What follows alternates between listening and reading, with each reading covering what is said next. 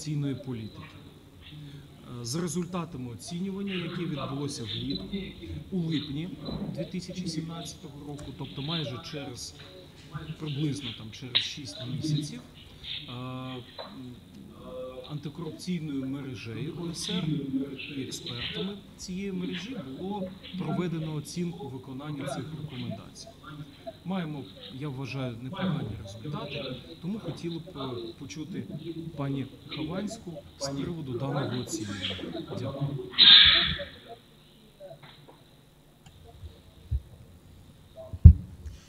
Доброго дня.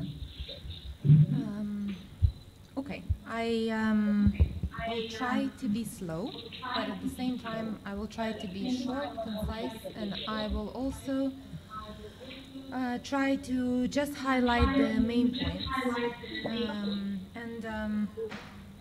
As our national coordinator has pointed out, now we will talk a little bit or a lot, or somewhere in between, I hope, about the anti-corruption measures and the actual corruption situation in the state-owned enterprises. And what Mr. Siryogin has mentioned is a mechanism about which I will talk at the very end of my presentation, but it is the monitoring that will apply and the next steps and the progress reports that Ukraine is submitting on its progress on the recommendations. So if you will allow me, I will go into anti-corruption policy. As everyone here has said many times, starting from Mathilde and actually throughout the presentations of every single speaker, corruption is a problem in the state-owned enterprises, obviously. That is why this sector has been selected by Ukraine, obviously. Everybody agrees that is a problem, not just the internationals, not just the civil society, not just the experts, the government, the public. So we all agree. I think for us, it's interesting that it is something that is spoken about a lot at all levels, from the president making statements about it to the prime minister who says to the parliament when presenting the new law on privatization that corruption schemes have been in place forever and they're bringing down the economy, to the various heads of the institutions, and then of course all of that is supported by the law enforcement officials, and I'm talking now about NABU, SAPO, who all talk about the corruption in the state-owned enterprises. And yet, I think curiously, when we looked at the anti-corruption policy documents of Ukraine, we found that in the parts where the problems are described, this problem is described as well and acknowledged. But at the same time, when then different measures are being developed on addressing this problem, we don't see that many measures that would be specifically targeting corruption in the state-owned enterprises. In particular, there have been several measures that have been put into the anti-corruption strategy, which was supposed to cover the years of 2015 and 2017.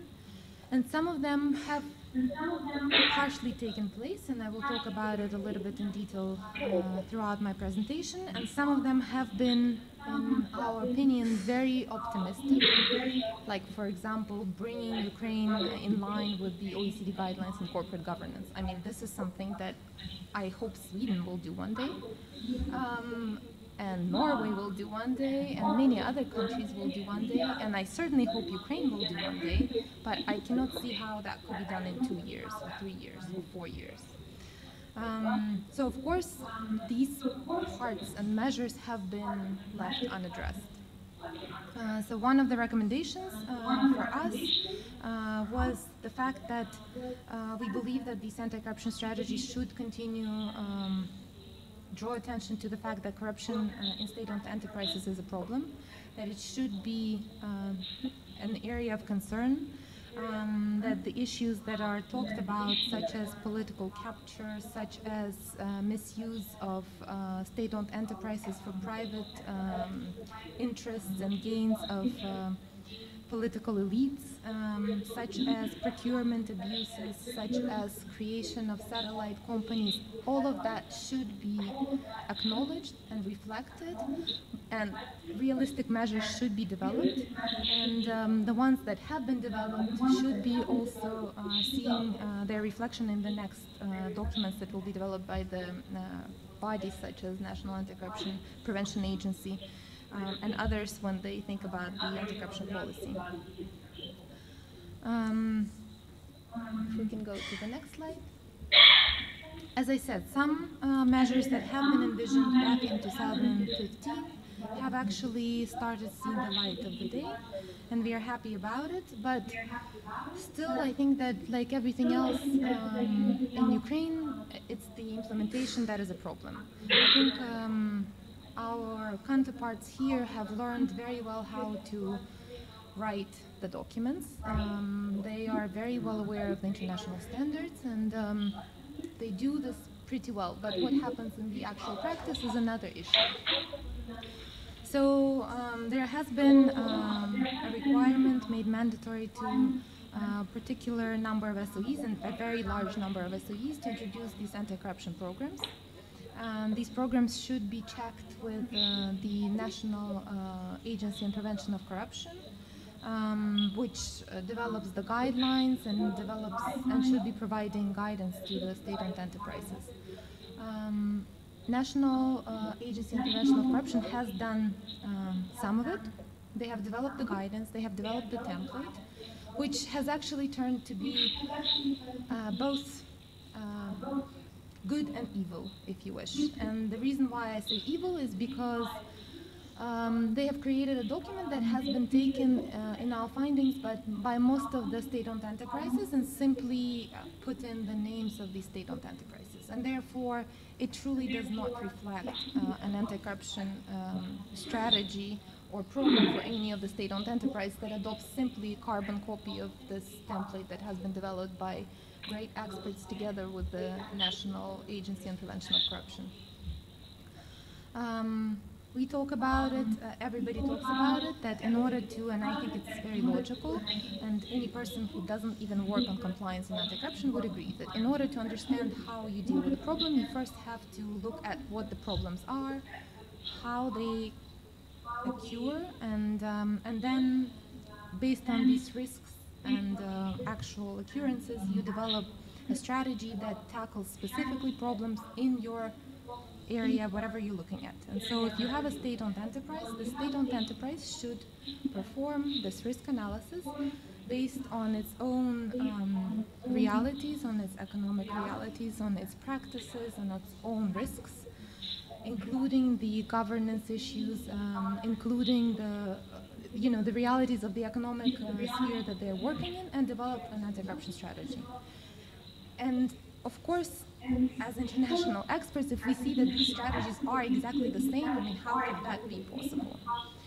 Even if, the risk assessment took place, then it's quite unclear to us how they all came up with the exact same strategy, having worked in completely different areas and completely different sectors, having completely different governance structures, having completely different regulations. And I don't have to tell you, Arto has spent quite a lot of time talking about how differently each state-owned enterprises and its type is regulated. So we do say that the anti-corruption programs, for the most part, even in those state-owned enterprises where they have been adopted,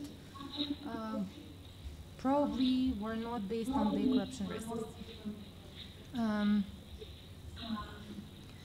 And I said in the beginning, when I started talking about these anti-corruption programs, is that National Agency on Prevention of Corruption has a very important role.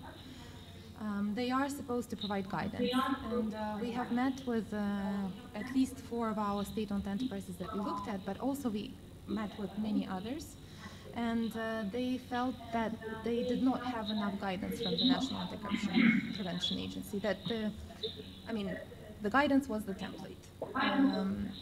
At the same time, of course, we talked to the National Agency on Prevention of Corruption, and they tell us, well, SOEs didn't really approach us. So basically, there is a dialogue which is missing and which has to be put in place. And I understand that this is all about many of the resources and the way that the governance is structured. And Arta has talked about the ownership entities, and they also have a responsibility to both to report to the NACP and to ensure that their state-owned enterprises have these anti-corruption programs. Nevertheless, we found that still not in all SOEs that are required to do so, these programs have been implemented or adopted. I'm not talking about implementation. So the recommendation is very simple but yet very difficult, is to ensure that the anti-corruption programs that are introduced in the state-owned enterprises are tailor-made based on the risk assessment, as I said. So each state-owned enterprise actually performs the risk assessment and then develops a program that would be specifically targeting issues that are existing in the state-owned enterprise.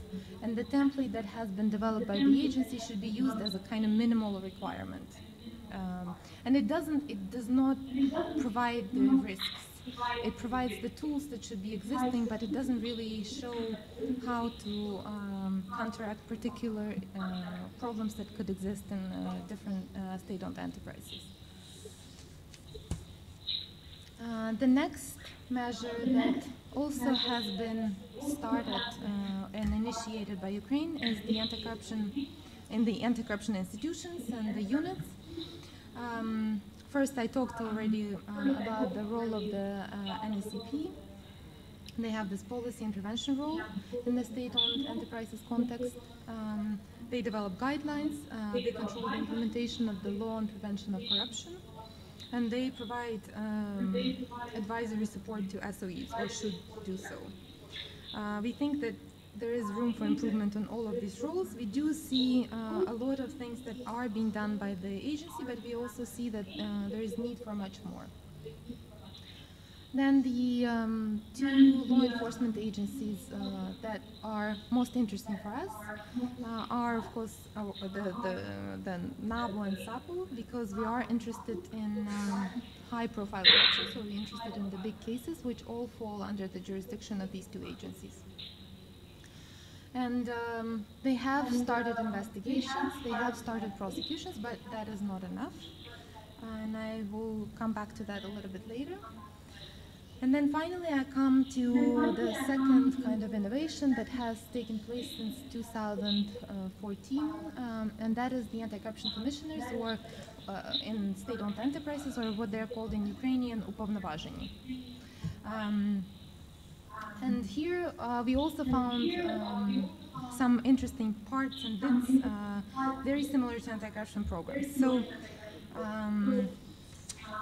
there is this requirement, SOEs are trying to meet it, but because of the lack of guidance, perhaps sometimes lack of understanding, sometimes perhaps because of the lack of and willingness to do that, it is also done in a very particular way, and not always in the way that we would be happy with. So if we could move to the next slide. Thank you.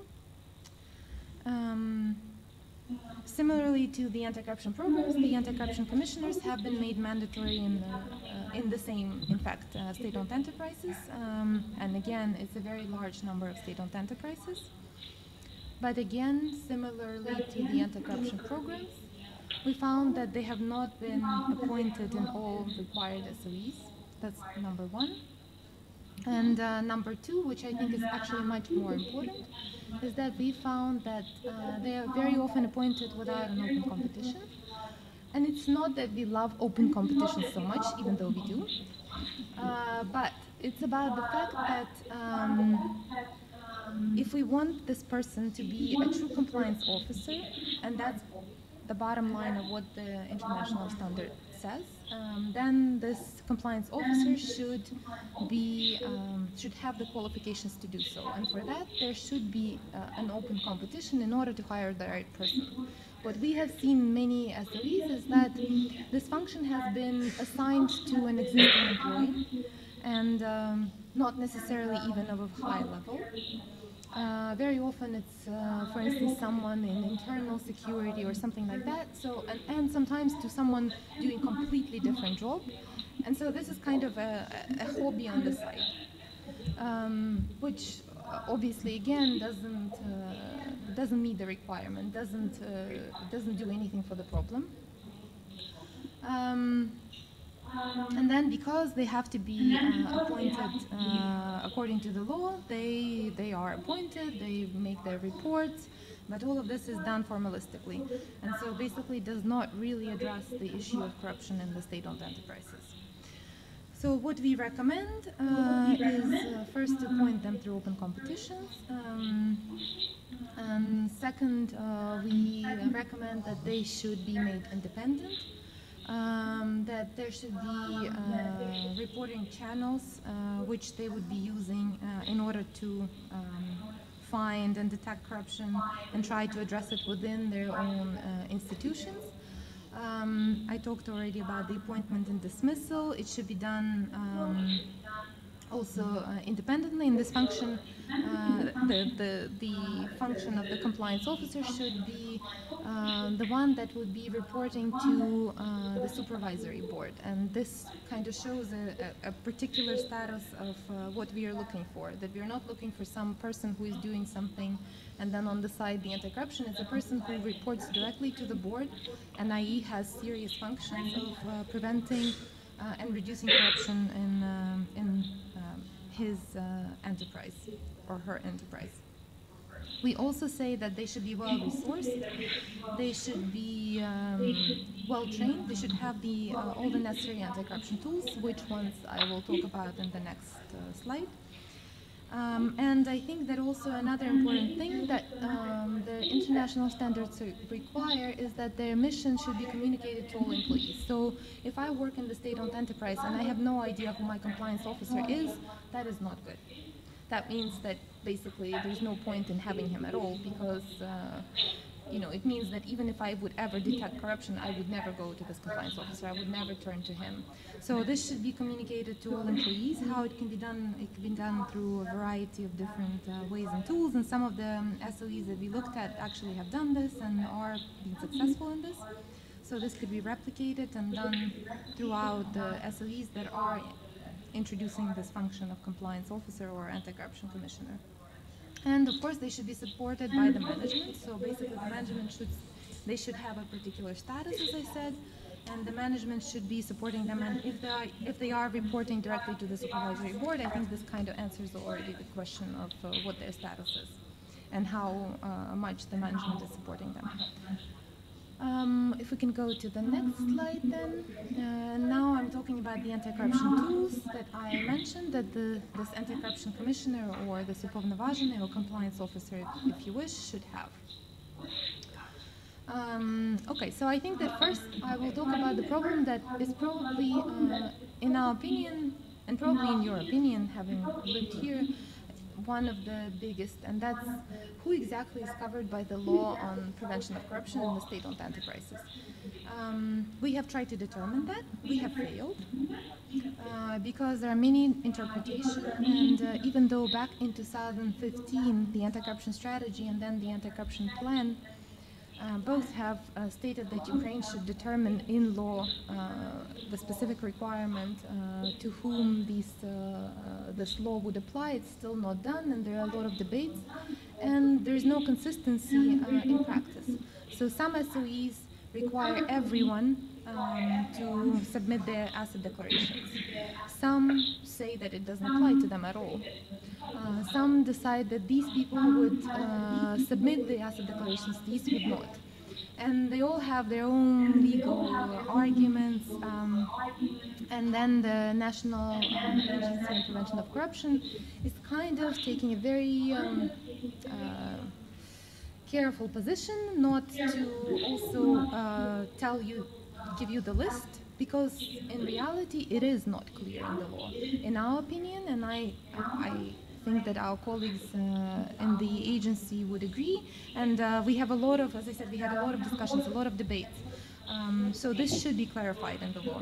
And it's very important because one day when the verifications will start, and one day when this requirement will start to be checked, then many of the state-owned enterprises that have not submitted could be liable for not doing so, and the other way around. And then the SOEs that are on the safe side and making everyone, including, I don't know, the persons that are responsible for loan loaning also submit their asset declarations. They're simply overloading the system, which is already overloaded, the system of asset declarations. So basically there should be a clarity, there should be a requirement, because there is a liability for not complying with this requirement. Then we go to an interesting subject matter, which also raised a lot of emotions and a lot of disagreement, is whether the supervisory board members should be submitting the declarations. I'm the anti-corruption person, so I truly am a proponent that they should be. They are responsible for the state funds. They are running the state-owned enterprises, and whether they're Ukrainian or foreigners should make no difference. And this is not just my personal position, this is a position of, as I said, the anti-corruption people and anti-corruption standards. And in fact, Ukraine is a good practice in this area by requiring the supervisory board members to do that. But, and there is a but, and that is the fact that in Ukraine right now, the foreign nationals physically cannot do that. So there is a technical issue that prevents them from getting this electronic key and submitting this declaration. So, and there are a few other additional technical issues which need to be resolved, because again, this is a serious requirement, and it again can result in liability. And so if Ukraine requires everyone to submit this declaration, I'm talking about the supervisory board member, that then Ukraine should provide them with an opportunity to do that. Otherwise, we will have supervisory boards meeting in other continents, and then that also doesn't give you the accountability that you want to see in your state-owned enterprises. So this is on asset declarations. Again, as I said, we need more guidance on this issue, and we need all of this clarity in the law. Then just quickly, I will talk about the reporting channels and the whistleblower protection. We found that actually in all of the state-owned enterprises that we looked at, and I will go back to that at the very end of my presentation, we found that they all exist. But these state-owned enterprises that we looked at, as Arto said, are in no way representative of the reality of Ukraine. And the reason why we chose them was because we wanted actually to see some state-owned enterprises where the change is possible, so that we could actually use them as kind of drivers of change, if you wish. So just because they exist in these 4 SOEs means nothing, because at the same time, when we look at other SOEs and when we look at the results of this reporting, we see very small results. The same goes for the whistleblower protection. We could not find any cases known to anyone who could share them with us, both the state authorities and the public and the civil society and the press, of the whistleblowers that have used the whistleblower protection from within the SOEs, or that would originate from SOEs. That is a signal to us, because everybody talks about the corruption in SOEs. We have all of these cases come to light, and yet there are no whistleblowers in these state-owned enterprises. So there is some dissonance, and that means that something is not working. So our recommendations, I will not repeat them, basically are trying to address all of these issues and trying to bring Ukraine to pay attention to the fact that it's time to go beyond the laws. We should try and see what works and doesn't work in practice, and try to see that all of these instruments are actually applicable. Then this area, I think, also will come as no surprise to you. We thought that the area of corruption in procurement, okay, I will correct myself, we did not think that.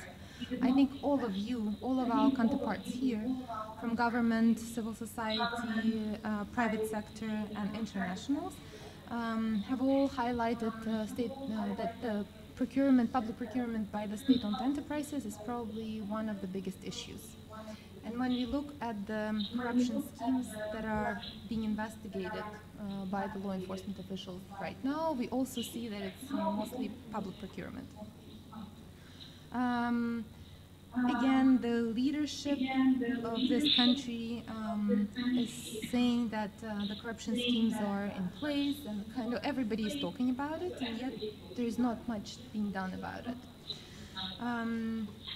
I already mentioned in the beginning of my presentation the idea of these satellite companies, which we highlight in the report and talk about, which exist in almost all of the big state-owned enterprises. And what we mean under the satellite companies are basically companies that are sort of semi-attached, I mean not officially, to big state-owned enterprises, and they win all of the contracts and they do the exclusive business with these SOEs. And basically SOEs also have no choice but to go through these companies. And of course, it comes as no surprise that these satellite companies are affiliated to different people in the decision-making positions at the government level, at the level of the ownership entities, at the level of the management of SOEs, and other political affiliated people or businesses that are supporting the politics of this country. So we believe that the procurement practices should be analyzed, the recorded abuses should be analyzed, and the related corruption cases, and there are plenty of them right now already, should be analyzed. And based on all of this analysis, there should be a development of some specific tools for SOEs to reduce corruption in procurement. And then, of course, whatever these tools will be, and as Anti-Corruption Network, we stand ready actually, because it's a very interesting subject matter for us to work with Ukraine on developing these tools and analyzing this issue, and then try and implement them in practice. If I can ask to move to the next one. Okay, and now I think probably again something that will not come as a surprise to you is enforcement. I have to say that for you probably it doesn't seem like there is much enforcement, but for us, having looked at many other countries comparatively, I can tell you that Ukraine actually is a pretty good example of some cases being started in this particular area. And so if you look at the cases that are being investigated, initiated, and then investigated and then prosecuted by NABU and SAPO, and we're talking again that considering that these agencies are looking at the high top-level corruption and big economic schemes, we see this kind of interesting statistics, that quarter of these cases concern the state-owned enterprises. And then you see that of these proceedings, for instance, and this is the figure that you see out of 293 proceedings, the figure was the beginning of July of this year. 194 were state-owned enterprise-related cases or proceedings. So pretty impressive, again, thinking about the fact that we are talking about pretty big cases. And then out of them, they concern 50 SOEs. And 50 SOEs, all 50 of them are out of the top 100 that has been identified by the Ministry of Economic Development in their top 100 reports. So there is some enforcement. At the same time, again, considering the allegations and considering about all of the political forces, all of the governmental representatives talking about corruption in state-owned enterprises, we still don't think that that's enough. And even in our conversations with the law enforcement, they also thought that there is much more of it. There are many schemes that are very difficult to penetrate. They don't have necessarily enough resources, even though also, which we thought was interesting, in some of them, like in NABU, there are already sort of special units that are being formed naturally in order to respond and to look into these cases.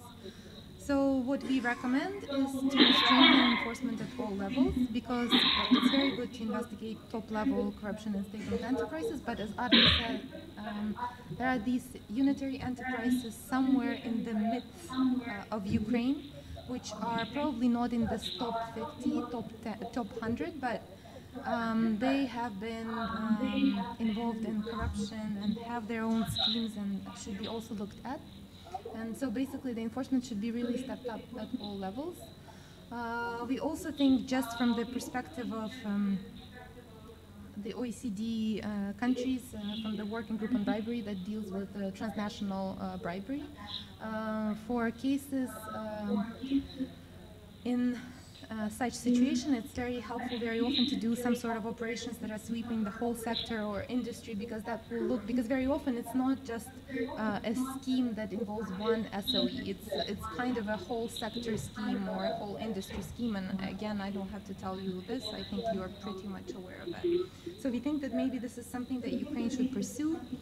We believe that, of course, better resources should be given to institutions that are investigating corruption in state-owned enterprises, but we in particular thought that there should be more analytical capacity, because the analysts in NAPO, for instance, are becoming pretty busy, so I think that they no longer have the time to be proactive. They are right now kind of working on the cases that have been accumulated, and so this would be helpful as well. And they should have better access to outside official experts and many other things that are written in the report. Also, to go in line with this, we suggested that methodological guidelines should be developed on the complex issues to help the law enforcement officials. We also thought that the international cooperation should be stepped up, because, of course, again, if you look at all of these cases, in fact, all of the cases, all of the proceedings, 194 proceedings, almost all of them have some international aspects and have international cooperation.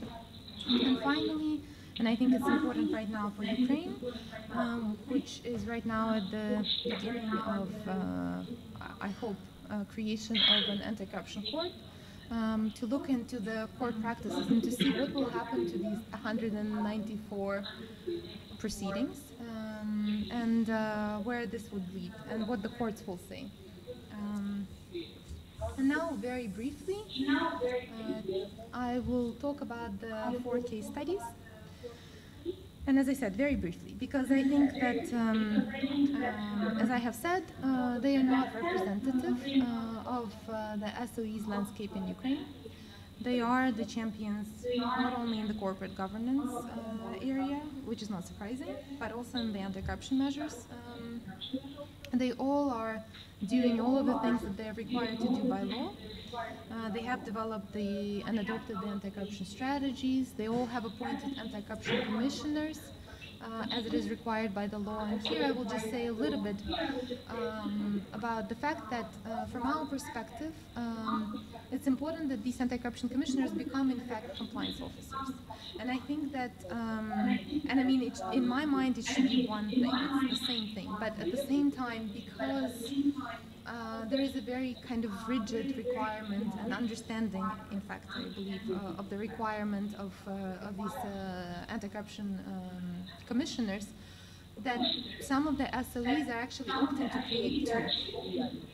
And from our point of view, it's kind of, I don't know, it's basically like creating a real anti-corruption officer and a fake one. And the fake one is reporting because he should be doing this, and this real one is going to be doing the real work. This should not be happening. It should be one function, and it should be a compliance officer. As I said, that these companies are good examples, and there are a few others. So in Naftogaz, the compliance officer already exists, and his office. It's not just one person. The same goes for the Ukrenergo. They are right now in the process of hiring a compliance officer, and the other 2 companies are also doing a lot of work in building up their compliance capacity. So I think that these 4 state-owned enterprises could be actually a good example to look at, and for others to see how it can be done. And I'm not saying that they're perfect. We do criticize them, but still it's a good start. again, the anti-corruption tools are being put in place in these companies, and they do a lot of different things, but I feel like in our findings we thought that they were doing it by themselves, and they should have a little bit more support from the government, which has this responsibility. It should not only require them to introduce these tools, but it should also help them to do that. So we have a number of recommendations, and they are kind of stemming from throughout the text, but they deal with, obviously they touch upon all of the SOEs that are looked at as our case studies. And we do think that, for instance, the anti-corruption training should include SOEs, not just ownership entities, not just governmental institutions. The advice should be provided to the state-owned enterprises when they are requesting it, and not just generic kind of letter of this is how you deal with this. So just to conclude on the actual report, as I said, they are not representative, but we actually had this in mind, that we wanted to find some potential SOEs where reform is possible and where they are ready to reform, and to try and help them in their work. And so if I can ask to move to we can skip this slide and go to my last slide, in fact, to the next one. To the next one, yeah, thank you. Okay, so to conclude, the next steps. As Mr. Serogin said, we have now completed the 4th round of monitoring, which was kind of unusual in Ukraine because it was done in 2 pieces, but that was, in my opinion, actually good, because at the end we ended up with an excellent report, and we are very happy with it, and at least from the general feedback that we received from our counterparts, they are also quite happy. The next steps will be, we will have official letters which will go out to the Prime Minister and President of Ukraine with these reports, indicating that now Ukraine has to report on the progress. And as I said, we will start monitoring progress under these recommendations, under these 18 recommendations, starting already from 9 months from now. So the next meeting will be in March, and we will look at what has been done already on the recommendations. And I think there are already quite a few developments that could be reported, but of course the pressure will be building, and we are thinking, because the 4th round is completing for all countries, the next step will be the 5th round of monitoring, and we are right now actually looking at how to change the methodology to make this intermediary reporting more in-depth. And we had a lot of conversations with actually representatives, mostly of the state-owned enterprises, who thought that this like every 3-year monitoring is not enough at all. So we will try to address it. But we need all of your inputs, and I'm talking not only to the government, I'm talking to the internationals, to the civil society, on trying to see how what we can come up with, what kind of model it should be. But it definitely should be more rigorous. This intermediary reporting should be more rigorous in order to keep the pressure on the country, and not have to reintroduce all of our findings to the new government each round. Then the role of the national coordinator and the key government and SOE partners, as I said already previously at the end of Arto's presentation, it's not just the role of the national coordinator to report to us and to ensure that the recommendations are implemented. It's the role of everyone, and we hope that we will have contributions from international partners, from NGOs, from the private sector, and I think that we will organize some sort of brainstorming workshop with all of the key partners to discuss what kind of technical assistance could be needed, or how do we move ahead with these recommendations. Maybe developing some sort of plan. I mean, you are sick of plans, but we can think of some ways to move forward, because we do not want to see this as just a report that goes to the shelf. And from our side, we will do everything for this not to happen, and I really hope on your support and cooperation on this as well. So I thank you very much. It was a pleasure. I have learned a lot, and now it's the most difficult job of actually implementing what we have written. And so if you have any questions or any ideas, my email is there, but also You can always find us if needed, if you cannot catch my email now, through the national coordinator, and we will be happy to engage in the dialogue. And I would be happy to answer any questions if we have. Дякую, пані Тетяна Хованська. Знову ж таки, запрошуємо до дискусії. Бачу першу відповідь. Давайте, будь ласка.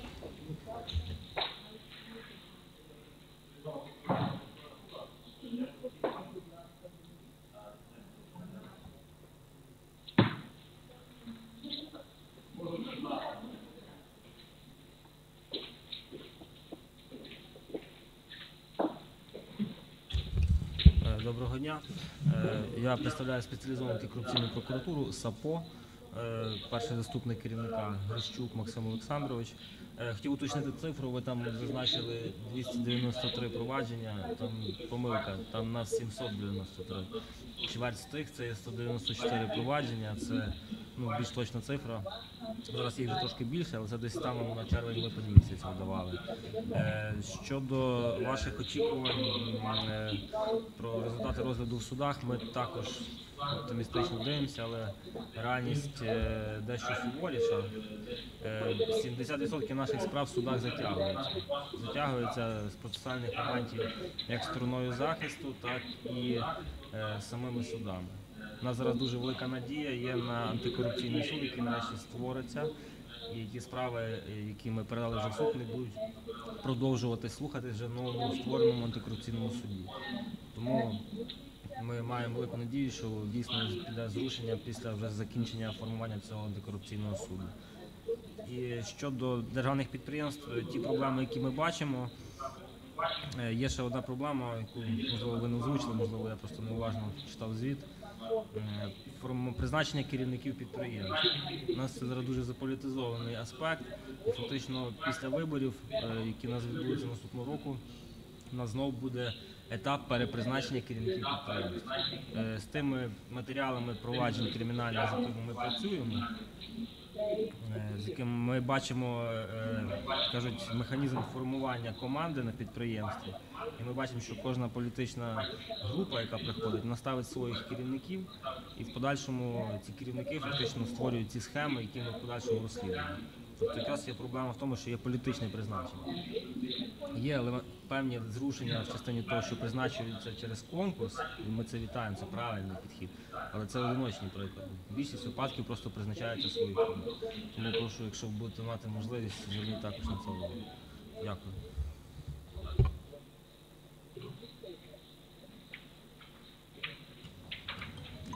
Дякую. У вас було запитання, будь ласка. You have a question, please.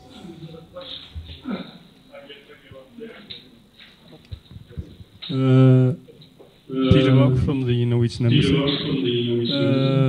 Actually, my first question was related to what the person from the Special Anti-Corruption Prosecution said. That was out of the number of proceedings, how many cases have actually ended in a verdict, a result of the court? Because that is one of the things we have experienced so far, that there is a lot of proceedings going on, but to get, as he also mentioned, delays, 70% delays of different reasons, tells something about internal obstacles to actually get a conclusion on these cases.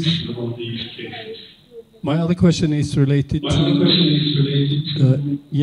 one has established a lot of systems, anti-corruption or e-declarations, as was introduced in the autumn 2016 after a lot of back and forth. My impression is that there is a very limited number of these e-declarations that have actually been investigated or studied properly. There is continuously new declarations being handed in. What happens to them, we don't hear that much anymore about it. But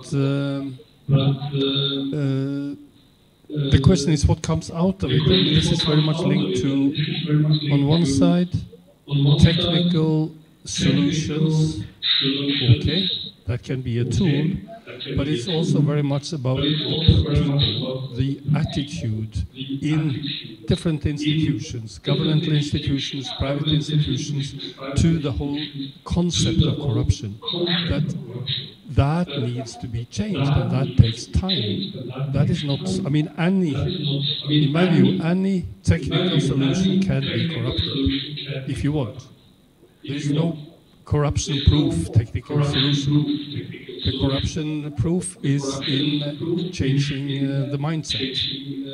So you didn't touch so much upon that, but I think that is an important aspect to it. And how, for example, the youth EU anti-corruption project that are working with different of the anti-corruption bodies, how do you see that into your recommendations?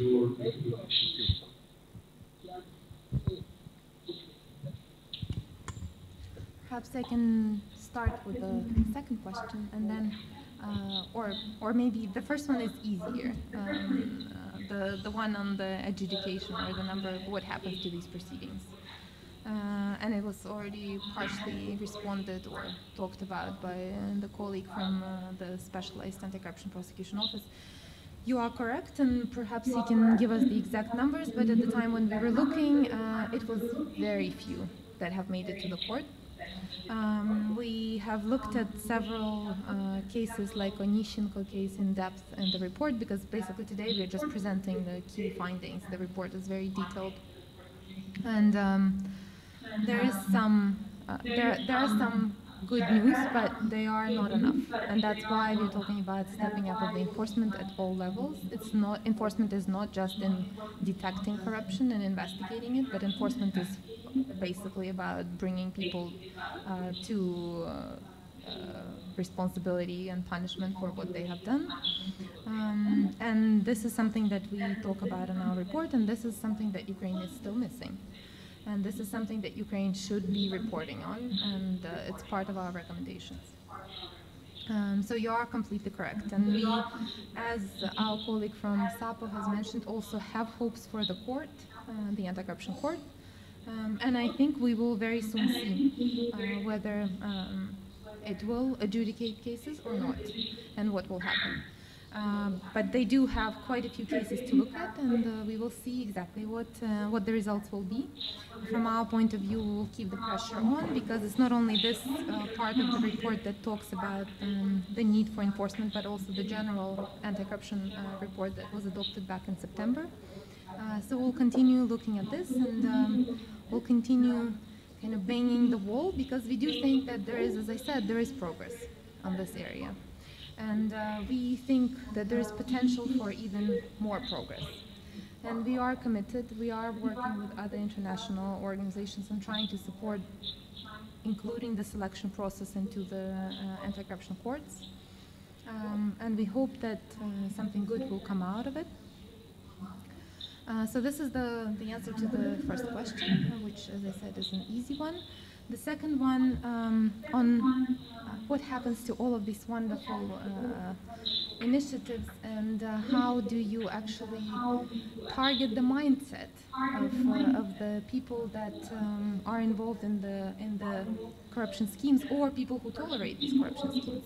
Because it's basically, I would say, Ukraine is divided into two. One perpetrate corruption, the others tolerate corruption.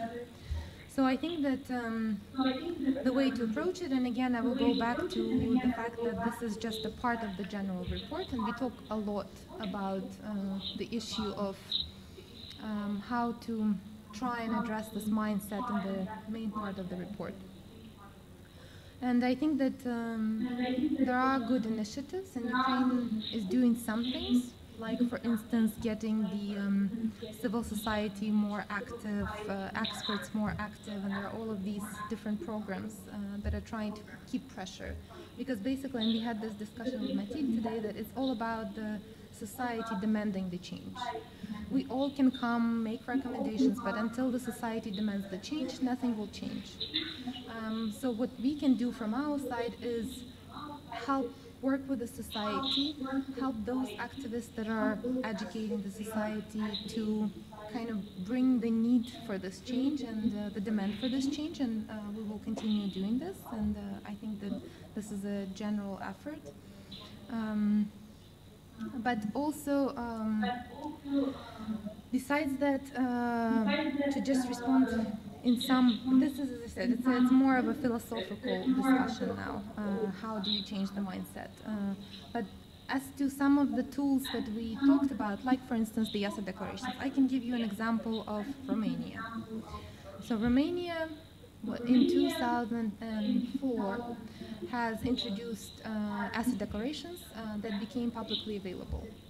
Nothing was done because basically everybody and their dog has declared. It was too much information. Nobody has checked it. Nobody has had the resources to do that. Many years have passed. Things have evolved, but all of these things have become matter of public record. And when the law enforcement officials announce this DNA, which is also in a very serious critical situation of almost being closed down, because they have become quite active and effective, when they were ready to look into these public records, they did. And so I'm thinking there will come a time. We should just make sure that this is not given up on because there are no results right now. The public also has a role, and the activists have the role, and they are doing it in Ukraine quite impressively by doing all of these investigations. And we can say that everybody's tired of all of these exposés, you read them every day, but again, the time will come when this could be followed up on the way it was happening with some of the cases that have come to light during the Maidan revolution time. So I think it's important to put these tools, even if we don't see the results right now. Even if the institutions that are responsible for these tools cannot do their job always properly, it's important that we put these tools in the workings, and then the results will come. We should be patient, because as Mathilde said, that the anti-corruption results are very fragile. And so if we will create a wonderful solution, give it a try for 5 minutes and be like, oh no, it doesn't work, we give up, then nothing ever will change. So we need to be patient. And it is difficult to be patient if you live in this country, if you see this corruption, and then we go back to the fact that do not then be the ones that tolerate the corruption, demand the change. And I'm not calling for a revolution necessarily, but as I said, it's it all comes together. We all jointly, and I'm talking about the international community, the civil society, and the government, work towards implementing these tools, and we also educate the public that this is their right to demand the change. And I think it will come. So I do not believe, I'm not a skeptic, even though I have been working on anti-corruption issues for 19 years now. I think it works, and I see it work. I see it in this country. I cannot believe how far we have come from 15 years ago. And so it does happen, but it's hard to see in the moment. So that's my big answer to a much bigger question. Thank you very much. I share your views. I would like just to add some couple of ideas. Ukraine relies so-called multi-agency approach in the prevention and combating corruption. And answering to a question, you should keep in mind that all the anti-corruption institutions work on a second speed, for example. If you are looking to a long perspective, you should focus directly to the anti-corruption studies, so anti-corruption education. But this mechanism will give you results not in even 5 and even 10 years perspective, but taking into account that all the agencies have special tools, prevention and combating. Immediate results you may find in combating corruption. You may see an example of China. Every year they have approximately 15,000 cases where the responsible agency reports how many corrupt top officials and even officials they found, and so on and so on. But without changing the climate and situation, in the same place you will see another civil services, and so on and so on. So in Ukraine, we realize both reform which we have under the best practice of UNDP Convention Against Corruption. So national agency responsible for the anti-corruption policy, for the climate and assets declaration and conflict of interest. That's just the tools in the all possibilities which we have. So you mentioned a philosophical question, but focusing on the progress update summary, and that's an expert opinion that in half a year period of time we get, let's say, very good results. We show these results. Yes, there are a lot of things to do, and that's the beginning of the way. But if you follow the news yesterday, for example, National Agency on Corruption Prevention started and launched the special computer program for automatic and logical control of assets declaration. So within 5 days, this module, this computer program, finish all the adjustments, and I think in 5 hours we will put the ranks to all the databases of declaration, which consist of, let's say, 2.7 million declarations. That's the example of how we trying to manage the situation. That's not the full search of declarations. That's not, cases, but that's the indicator. And after finishing all the adjustments to this computer program, I think that will give us much more help in ranking declarations, and society will see where the major corruption risks are, and we will much more. We will work much more better. So, do anybody have any other questions? You are most welcome.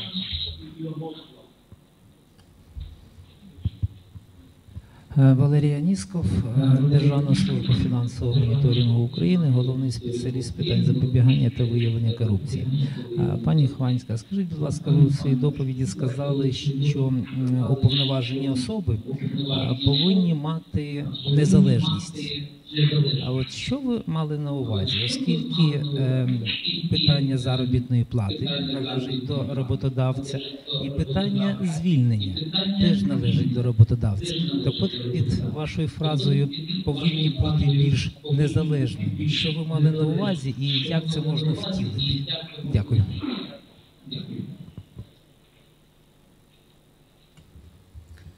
I think in your question you partially responded or answered to this question. And this is something that we talk about and write in the report and in the recommendation. So when we talk about the independence, you are correct. We talk about several things. We talk about who this person reports to, and that should be the supervisory board. Then we talk, and not some structural departments within the SOE or whatever. That would ensure independence. The second, appointment and dismissal, as you correctly pointed out. This should be also done by through this competitive process, the appointment, and then the selection should be done through the competitive process, and then the appointment can be done either by the CEO or the supervisory board, depending on the type of SOE here. And then dismissal, there are several potential variations. One of them, and you probably know that right now the dismissal has to be not approved, but let's say signed off on by the National Anti-Corruption, the National Agency on the Prevention of Corruption. So, and this is something that should become more effective. So basically, I, as even a CEO of the company, should have this kind of check, and I cannot just dismiss my compliance officer because he found something that will potentially bring down my business or just make my life more difficult. So for this, we have this checking mechanism in the fact that the dismissal cannot just be done by the company, but there is an outside mechanism that protects this CEO, this compliance officer. Then, of course, the issue is how it is implemented, and we have not seen it implemented. Basically, we have not seen it in practice yet. But this is what I mean by independence. I mean the fact that who is appointing, who is dismissing, and then who the person is reporting to. You are correct about the fact that the remuneration and basically the payment is decided by the SOE.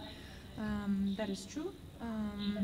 This could be potentially looked at, but I can tell you from the international practice point of view, it's quite normal. There should be a particular level at which this compliance officer is set, and that level is quite high considering that he is reporting directly to the supervisory board, and within this level this person would be paid. That's the answer to the independence of the anti-corruption commissioners. Будь ласка, Олександра. Тетяна, якщо дозволите, доповню. Насправді можна це зробити дуже просто. Зробити, що його призначення і звільнення здійснюється за поданням наглядової ради, і розмір його заробітної плати і контракт з ним укладається кимось, ну, тим, хто буде визначений наглядовою радою, тобто хтось з членів наглядової ради чи голова. Якщо врахувати до цього всього створення незалежної наглядової ради, відповідно CEO, ну, генеральний директор не буде мати жодних можливостей його звільнити. А без проблем. Так само з цим, як воно називається, служба внутрішнього аудиту. Вон є яскравий приклад, Турбатом. Наглядова рада відбирала, наглядова рада укладала договір, а на підставі цього договору він був взятий на роботу, а клади були визначені в договорі, який укладався з наглядової ради. Тобто питання в тому, що член наглядової ради, вони також посадові особи органів юридичної особи. З ними укладає договір той, хто буде визначений загальними зборами. Відповідно, директор, також варіації призначення його дуже багато. Те ж саме CEO, чи члени там дирекції, чи правління, в залежності від назви органу. В компаніях, які у нас в управлінні, договір з керівником підписується особою, визначеною наглядовою радою. Тобто зазвичай це голова наглядової ради. Тобто система стримання і противаг. Хто кому звітує, хто кого призначає і хто фізично підпише з вами договір, відповідно той фізично зможе з вами працювати. Я б єдине дуже коротко доповнив би.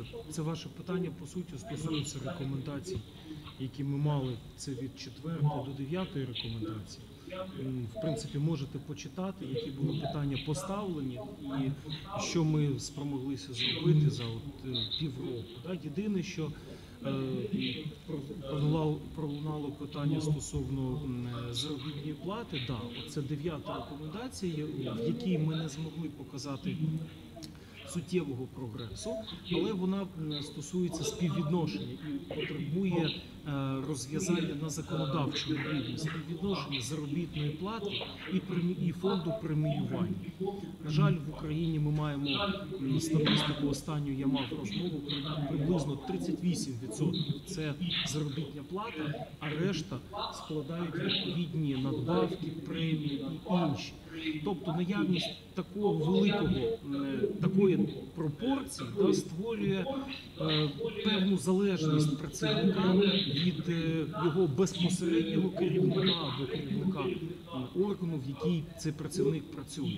Наприклад, якщо казати найкращі практики, то країни Балтії, там співвідношення 96% – це заробітна плата і 4% – це премії та бонуси. В такій системі кожен працівник захищений в тому, що він розуміє, що якщо він належним чином виконує свою роботу, йому гарантований відповідний рівень життя.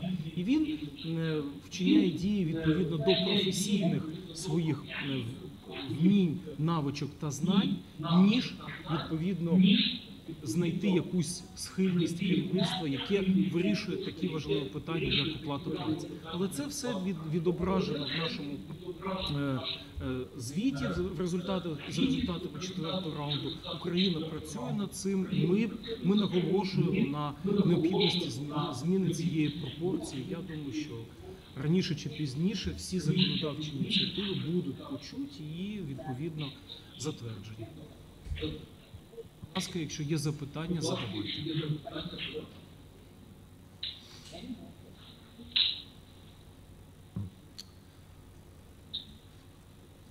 Зважаючи на відсутність запитань, шановні присутні, дякуємо вам за увагу.